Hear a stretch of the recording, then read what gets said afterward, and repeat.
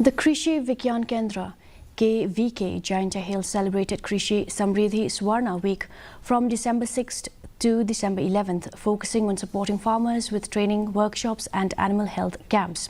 The event concluded with the Ginger and Turmeric Festival at KVK campus in Wahiajer, West Jaintia Hills, where farmers showcase various ginger and turmeric varieties.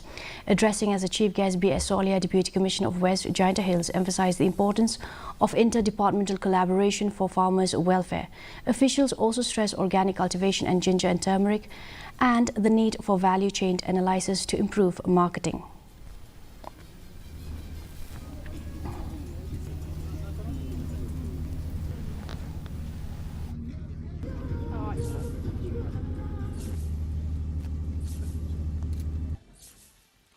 Tinga ai kublai kerpang ya ka office jong ka KVK ni ha Wahiajer watla ngim juda kham ya snow lani bania kendu lani bania ke kendu de kipor sa kapor ni kitrai la ka kam jong ki ultimately di kitang rep ki jong ni ki di benyo ka maximum benefit through proper Dekarkom kepada bagi le bagi thong kita bisa sing